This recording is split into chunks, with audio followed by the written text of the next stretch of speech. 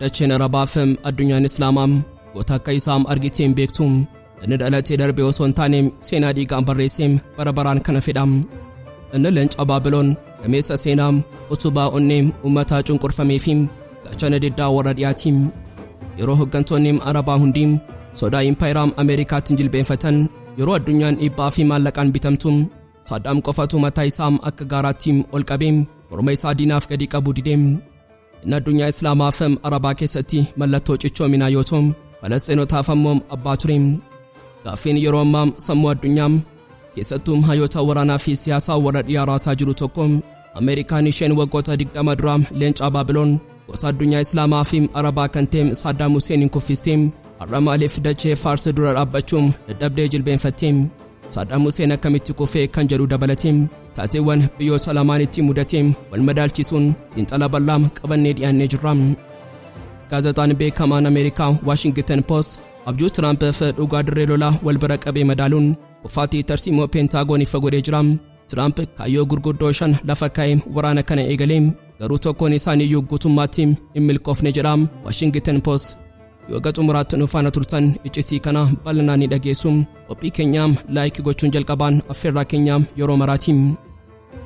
Yooyyaa ashamaar kafuuniin kabajamtoota dhaggeeffattoota keenyaam kun Oromiyaa 24 Newsdha.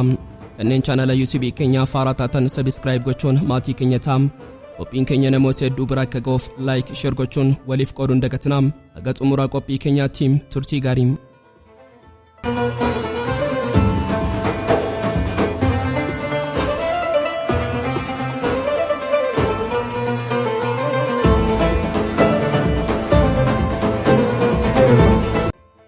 Dacheen Arabaa fi addunyaan Islaamaa goota akka isaam argiteen beektuun inni dhalatee darbee osoo hin taane seenaa dhiigaan barreessee bara baraan kana fedham. Inni Leenca Baabiloon gameessa seenaa utubaa onnee uummataa cunqurfamee fi gaachana diddaa warra dhiyaatiin yeroo hoggantoonni Arabaa hundi sodaa Impaayeera Ameerikaatiin jilbeenfatan yeroo addunyaan dhiibbaa fi maallaqaan bitamtuun Saddaam qofatu mataa isaa akka gaaraatti ol qabee morma isaa diinaaf gadi qabu dideem. Inni addunyaa Islaamaa fi Arabaa keessatti mallattoo cichoominaa yoo ta'u Falasxiinotaaf ammoo abbaa ture. Yeroo addunyaan isaan irraanfattee isa qofaatu misaa'ila isaa Tel Avivitti garagalchee qudsiin bilisaa baatuum jechuun lallabe. Eenyummaan Saddaam inni dhugaan masaraa mootummaa keessatti osoo hin taane daqiiqaadhumaa guyyaa fannifamuuf jedhu sanaam addunyaaf mirkanaa'e. Guyyaan ayyaana Arafaa guyyaa uummanni Islaamaa aarsaa yookaan uduyyaa qalu sanaam inni ofii isaa aarsaa saba isaa ta'e. Yeroo diinonni isaa warri sodaan Roomaan ija isaa haguuganii isa fannisuuf yaalan gootichi Baabiloon haguuggii fuula korraa fuudhaan ani du'aam ija keessa ilaaluun barbaada jedhee isa rifachiise. Qaamni isaa hin hollanne, sagaleen isaa hin raafamne, fuula ifaa fi kolfaa gootaatiin kitaaba qulqulluu Quraanaam harkatti qabatee diinota isaa asii gad ilaalaa shahaadaa isaa jechaa dachee kanarraa godaane. Ameerikaan qaama isaa kuffisuu dandeessee jirti. Garuu yaada isaa gootummaa isaa fi onneen addunyaa Islaamaa keessatti uume kuffisuu hin dandeenye. Saddaam Huseen har'a dachee irraa fagaatus onnee miiliyoonaan lakkaa'amu keessatti akka muka birbirsaa hiddaa gadi fageeffatee jira. Inni gameessaa du'a injifateedha. Gootaam sirni cunqursaa ajjeesuu dadhabee seenaan immoo faaruu isaa dhalootatti daddabarsuudha. Gaaffiin sammuu addunyaa keessattuu hayyoota waraanaa fi siyaasaa warra dhiyaa raasaa jiru. Ameerikaan isheen waggoota 20 dura Leenca Baabiloon goota addunyaa Islaamaa fi Arabaa kan ta'e Saddaam Huseenin Kuffistee har'a maaliif dachee Faarsi dura dhaabbachuun dadhabdee jilbeenfattee. Seenaan kun dhukaasaa qawwee qofaan kan herregamu miti. Inni seenaa xiinsammuu jijjiiramaa madaalli addunyaa cichoominaa fi qophii yeroo dheeraati. Mee jalqabaa gara bara 2003 adeebinu yeroo sana Saddaam Huseen nam-tokkeen turre. Inni mallattoo gootummaa diinaa gabrummaa fi utubaa diddaa uummata Falasxiin ture.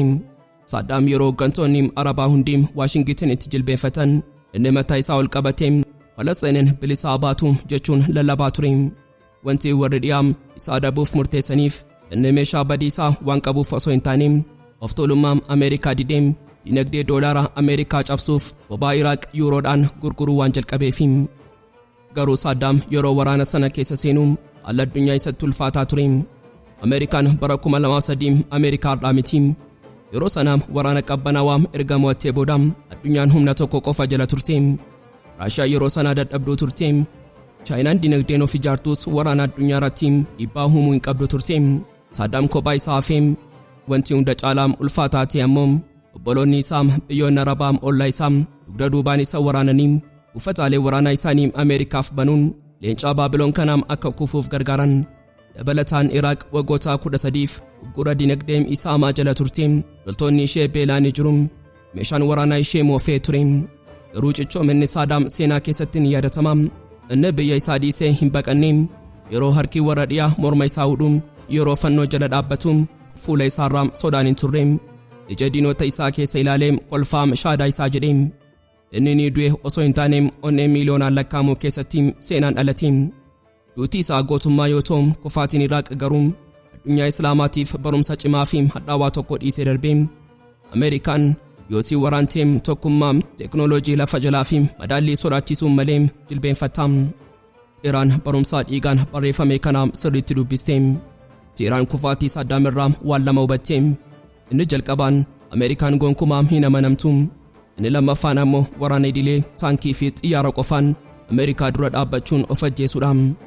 Kanaafuu Iraan waggoota 20 darban keessaa tarsiimoo madaallii hin qabne yookaan asymmetric warfare fi diinummaa addunyaa qolachuu danda'u ijaarti. Mee ammaam garam alaarraa bara 2026 haa dhufnu. Maaliif Ameerikaan Iraaniin kuffisuu dadhabde? Maaliif pireezidaantiin Tiraamp waraana dheekkamsaa seenaa eegalee guyyoota 40 boodaam harka kenne? Osoo qilleensi ba'aa giddu galeessaa Arabaaruudhaan dhukaasaa xiyyaaraa fi dho'insa misaayilaatiin ukkaamame baatii tokkoo fi walakkaa ol roorrifamaa ture. Har'a aduun seenaa haaraa baatee jirti. Waraanni guddaan inni Ameerikaa fi Israa'el of tuulummaadhaan Iraaniin lafarraa xoofnaa sirna ishee ni diigna jechuun banan har'a gootummaa fi kutannoo Iraan dura dhaabbachuu dadhabee ifatti kufee jira. Pentaagoon xiyyaarota isaa samiirraa deebisee dooniiwwan gurguddoon Ameerikaa galaana Arabaarraa of duuba yeroo baqatan addunyaan gaaffii guddaa fi seena qabeessa tokko of gaafachaa jirti. Ameerikaan isheen teknooloojii waraanaa addunyaa dhuunfatte maaliif Iraaniin cabsuu dadhabde? Iccitiin jabina Iraan inni obomboleettii kana hundaa dandamachiise maalidha? Deebiin isaa waraana qawwee qofa osoo hin taane xiinxalaa ji'oopolitiksii teknooloojii xaxamaa fi onnee uummataa tokko gadi fageenyaan qayyabachuu gaafata. Iccitiin inni duraa fi guddichi ji'oopolitiksii dachee isheeti.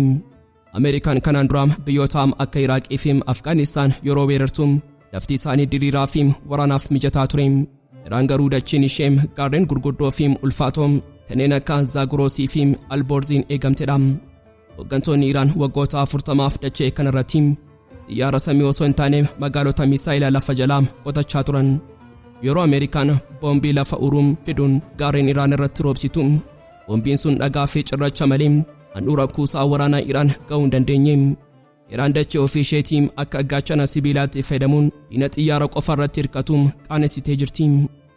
Iccitiin inni lammaffaan madaallii waraanaa bifaaraan garagalchuu yookaan waraana madaallii hin qabne asymmetric warfareedha. Iraan biyya baajataa waraanaa doolaara tiriliyoonaan qabdu miti. Garuu isheen qaxaleedha. Ameerikaan xiyyaara F-35 doolaara miiliyoona 100 lakkaa'amu yeroo furguggistu. Iraan ammoo diroonii shaayid isa doolaara 10,000 qofa baasu kumaatamaan samiirra roobsiti. Sirni ittisaa qilleensa Ameerikaa Paatiriyootii fi Tiyaad misaayila isaanii isa qaalii diroonii rakkasaa kana kuffisuuf dhukaasanii yeroo fixatan kasaaraa dinagdee waraanaa hamaa keessa lixan. Iraan ofii isheetii osoo hin miidhamin kuufama meeshaa Ameerikaa dhiiksitee laamsheessitee. Kanaan walqabatee misaayilonni Iraan warri haayipaarsooniikii kanneen saffisa ajaa'ibaan qilleensa tarsaasan teknooloojii Ameerikaa jamaa fi duudaa taasisuun Iraan teknooloojii diinaa jilbeenfachiisuu akka dandeessu mirkaneessan. Iccitiin sadaffaan tooftaa dhiigaa dinagdee addunyaa hudhuuti. Iraan lola kana dachee ishee qofatti hin daangessine. Tarsiimoon ji'oopolitiksii Iraan inni hunda caalu ulaa Hormuuz harka isheetti galfachuu isheeti. Yeroo Ameerikaan dhiibbaa itti jabeessitu Iraan ulaa Hormuuz cufuun boba'aan dhibbeentaa 20 addunyaa akka hin sochoone dhorkite. Gatiin boba'aa samii yeroo tuqu biyyoonni Awurooppaa fi Ameerikaan ofii isheetiin dhiphina dinagdee keessa seente. Iraan yoo nagaan kiyya tuqame dinagdeen addunyaas ni gubata jechuun Tiraamp waraana kanaam hatattamaan akka dhaabu dirqisiiste. Waraana kana keessatti meeshaa guddaan misaayila qofa osoo hin taane boba'aa fi doolaara ture. Iccitiin afuraffaan morkii addunyaa ba'aa fi dhiyaa gidduu jiru ofiif fayyadamuudha. Iraan kophaa ishee waraana kana hin seenne. Qaaleen basaasaa akka saaxilanitti jawween baa Chaayinaa fi Raashiyaan ifaanis dhoksaatiin Iraan cina dhaabbatanii jiru. Chaayinaan chiipsii fi teekinooloojii saayiperiin ijaarsa darii jaamsuu yeroo kennituuf, Raashiyaan ammoo suuraa saatalaayitii waraanaa qulqulluu fi dandeettii diroonii ammayyeessuun dhiyeessiteefii jirti. Iraan waraana kana keessatti wiirtuu sirna addunyaa haaraa taatee of tuulummaa Ameerikaa cabsuuf akka eeboo baattii tajaajiltee jirti. Iccitiin shanaffaan caasaa addaa warraaqsaatiin Ameerikaan Iraanin rukutuuf yeroo xiyyeeffattu, Iraan harka ishee dheeraa guutummaa baa giddu galeessaatti diriirsitee Huusiin Yemen galaana diimaa bobeessan, Hizbullaan Liibaanos kaaba Israa'el daaraa godhan, hidhattoonni Iraaq ammoo buufataalee Ameerikaa jeeqan. Ameerikaan fuula tokko irratti xiyyeeffachuu dadhabde bakka hundatti ibidda dhaamsuuf dhiphatte. Tarsiimoon qubeellaa ibiddaa kun humna diinaa bittinneessee akka laamsha'u taasise. Xumura irratti iccitiin inni guddaanii fi onnee Iraan utubee dhaabee caasaa siyaasaa fi amantii biyyattiiti. Yeroo Ameerikaan hoogganaa olaanaa Ayatollah Ali Khamenei ajjeestu, Iraan ni bittinnoofti, uummanni ni fincilaa jechuun abjootte. Garuu sirni Iraan nama tokko irratti kan ijaarame miti. Salphumatti wiirtuun aangoo fi eegduun warraaqsaa tokkummaa uumanii Ayatollah Mujtabaa Khamenei bakka buusuun gadda isaanii gara aarii fi dhumaatti jijjiiran. Duutii fi aarsaan keenyaam injifannoo keenyaam doktiriiniin jedhuun Iraanota akka sibiilaa jabeessee diina dura dhaabe. Har'a waraanni kun dhaabbatee jira. Ameerikaan madaa ishee qabattee dooniiwwan ishee gubatan harkisaa of duuba deebi'aa jirti. Iraan garuu iddoo isheetti biyya gaarrenii fi seenaa madaalli baa giddu galeessaa guutummaatti garagalchitee gooftummaa ishee mirkaneeffattee dhaabbattee jirti. Iraan kan cabuu diddeef sibiila caalaa sammuu, qawwee caalaa tarsiimoo fi sodaa caalaa obsaa waan hidhatteefi. Seenaan har'aa barreeffame diinni doolaara biiliyoonaan dhufee dhugaa fi kutannoom uummata tokkoo cabsuu hin danda'u kan jedhudha. Waraqaan injifannoo kan Mujtabaa Khamenei holqa keessaa harka isaatiin barreessee Tiraampin dirqisiisee mallatteessisee seenaa waraana addunyaa keessatti qaanessaa warra dhiyaati. Iraan ugguuriin irraa haa ka'u, Ameerikaan buufata ishee guurrattee baa giddu galeessaa gadi halakkistu, ulaa hurmuzanatu to'ataa jechuun yeroo ulaagaa dhiyeessitu Ameerikaan tole jechuuf dirqamtee jirti. Sababiin isaa yoo diddee Iraan bobaa addunyaa guutummaatti barbadeessitee warra dhiyaa gara bara dhagaatti deebisuuf dandeettii misaayilaa fi diroonii utuu waan of harkaa qabduufi. Walumaa galatti Saddaam Huseen goota seenaati. Duutii isaa uummata Islaamaatiif gaddaam, garuu onnee isaanii keessatti abidda diddaa bobeessee darbe. Kufaatiin Saddaam kufaatii dabeessummaa osoo hin taane kasaaraa kophaa hafuu fi gantummaa obbolootaati. Iraan garuu gootummaa fi diddaa Saddaam sana qabattee itti dabaluun sammuu saba siyaasaa, teekinooloojii dhokataa fi michoota waraanaa horachuun akka Saddaam kufee sanarraa kaatee Impaayeera Ameerikaa jilbeenfachiiste. Har'a yeroo pireezidaantiin Tiraamp waraqaa injifannoo Iraan Islaamaabaaditti mallatteessuun dhiigni Leenca Baabiloon Saddaamii fi aarsaan uummata Islaamaa waggootaaf kafalamee deebisaa argachaa waan jiru fakkaata. Dacheen Ameerikaadhaaf qabrii of tuulummaa taatee jirti. Gaazexaan beekamaan Ameerikaa Washington Post abjuu Tiraamp fi dhugaa dirree lolaa wal-bira qabee madaaluun kufaatii Tarsiimoo Peentaagoon ifa godhee jira. Tiraamp kaayyoo gurguddaa shan lafa kaa'ee waraana kana eegalee garuu tokkoon isaaniiyyuu guutummaatti hin milkoofne. Tokkoffaan misaayilaa Iraan barbadeessuu ture. Ameerikaan bu'uuraalee oomisha misaayilaa Iraan lafarraa xoofneerra jechuun yoo dhaadattus dhugaan jiru garuu Iraan har'as guyyaatti misaayila 20 fi isaa ol gara Israa'elitti furguggisuuf dandeettii ni qabdi. Xiinxaltoonni Middle East Institute akka ibsanitti dhukaasni misaayilaa 90 gadi bu'uun isaa Iraan dandeettii dhabdee osoo hin taane misaayilota ishee qusachaa jiraachuu agarsiisa. Iraan bara 1980 irraa eegaltee misaayila ofii oomishuu waan eegalteef warshaaleen ijaan mul'atan yeroo rukutaman illee warshaaleen lafa jalaa miidhaa malee hojii isaanii itti fufanii jiru. Lammaffaan humna galaanaa Iraan dadhabsiisuu fi ulaa Hormuz banuu ture. Ajajaan waliigalaa humna waraanaa Ameerikaa Jeneraal Daankiin dooniiwwan waraanaa Iraan 90 bishaanitti liqimsineerra jedhee labsee jira. Haa ta'u malee ulaan Hormuz inni dhiigni dinagdee addunyaa keessa yaa'u ammallee cufaadha. Sababiin isaa Iraan ulaa kana cufuuf doonii gurguddaa hin barbaaddu. Tarsiimoon Iraan dirooniiwwan xaxamaa misaayilota qarqara galaanaa fi boombii bishaan jalaa fayyadamuudha. Ameerikaan doonii digduus Iraan teekinooloojii xixiqqaa kanaan daldala addunyaa harka micciirtee qabdee jirti. Inni sadaffaan humnoota bakka buutotaa dhabamsiisuudha. Tiraamp Hizbullaa fi Huusiin balleessaa jedhee ture.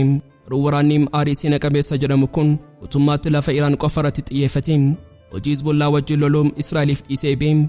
kunis Ameerikaan naannicha tasgabbeessuu dadhabuu ishee agarsiisa. Afuraffaan sagantaa niwukileeraa barbadeessuudha. Tiraamp wirsuuwwan niwukileeraa Iraan daaraa godheera jedhus dhugaan adhaan garuu yuuraaniyeemiin badhaadhe baay'een isaa ammallee holqa lafa jalaatti fageenya guddaa irratti eegumsa cimaan dhokfamee jira. Ogeeyyiin akka jedhanitti yuuraaniyeemii kana baasuu yookaan barbadeessuun loltoota lafoo erganii holqa sana dhuunfachuu gaafata. Kun ammoo duula of ajjeesuu ta'uusaa Peentaagoon sirriitti beeka. Iraan ammayyuu yuuraaniyeemii kana akka kaardii dhumaatti harka isheetti qabattee jirti. Shanaffaan sirna mootummaa jijjiiruu ture. Ameerikaa fi Israa'el haliillaa jalqabaatiin hoogganaa olaanaa Ayatollah Ali Khamenei jeneraalota gurguddoo ajjeesanii mootummaan Iraan kufeera jedhanii dhiichisanii turan. Garuu Iraan guyyaa muraasa keessatti ilma isaa Mujtabaa Khamenei teessootti fiduun awaangoo cuftee jirti. Kufaatiin sirnichaa osoo hin taane jijjiirama hooggansaa qofatu uumame. Mujtabaan immoo abbaa isaa caalaa gara jabeessaa fi aariin kan guutame yoo ta'u hedduu warraaqsaa caalaatti tokkummaa uume diinatti ija babaasaa jira. Walumaa galatti Washington Post burtiidhumaa yeroo kaa'u Iraan har'a miidhamteetti isaa garuu ammallee lubbuu balleessuu fi dandeettii waraanaa kan qabdudha jedhe.